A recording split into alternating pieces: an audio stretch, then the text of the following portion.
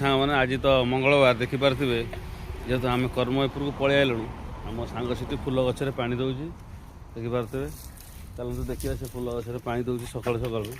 ମଣ୍ଡା ଗେଣ୍ଡୁ ଫୁଲ ସବୁ ହେଇଛି ଏଇଠି ଦେଖିପାରୁଥିବେ। ଆମର ଏଇଠି ଫୁଲ ନଗା ହେଇଛି କେବଳ ଠାକୁର ପୂଜା ବି ହେବେ, ସୁଟିଂ ଆମର ଗୀତ ଫିତ ବି ଏଇ ଫୁଲ ବି ହେବ। ଆପଣମାନେ ଫୁଲ ଫୁଟୁ କରିବା ଦେଖିବା। ଆଉ ଦେଖିପାରୁଥିବେ ମଙ୍ଗଳବାର ଶୁଭ ସକାଳ। ଆଉ ଆପଣମାନେ କେମିତି ଅଛନ୍ତି ଆଶା କରୁଛି ଆପଣମାନେ ତ ଭଲରେ ଥିବେ।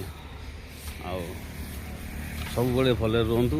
ମୋ ଫେସବୁକ୍ ପରିବାର ତରଫରୁ ମୁଁ ଆପଣମାନଙ୍କ ପାଇଁ ପ୍ରାର୍ଥନା କରୁଛି ଭଗବାନଙ୍କ ପାଖରେ ଯେ ଆପଣମାନେ ସବୁ ଭଲରେ ରୁହନ୍ତୁ। ଆଉ ବର୍ତ୍ତମାନ ଦେଖିପାରୁଥିବେ ଆମ ଗହିରରେ ଧାନ କଟା ମାନେ ଚାଲୁ ହେଇଗଲାଣି। ବର୍ତ୍ତମାନ ଦେଖିପାରୁଥିବେ ଆମ ବିଲରେ ସବୁ ଆମ ଗହିରରେ ଧାନ କଟା ଚାଲୁ ହେଇଗଲାଣି।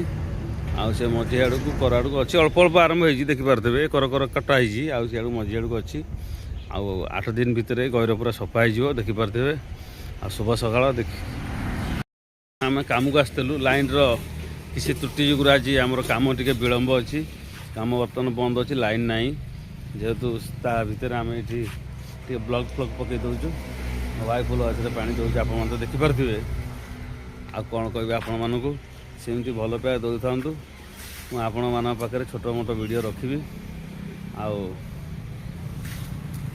ଏବେ ଗୋଟେ ନୂଆ ଜାଗାକୁ ଯିବାର ଅଛି, ଗଲେ ଆପଣମାନଙ୍କୁ ବି ଦେଖେଇବି। ଆଉ ରହିଲି, ଜୟ ଜଗନ୍ନାଥ।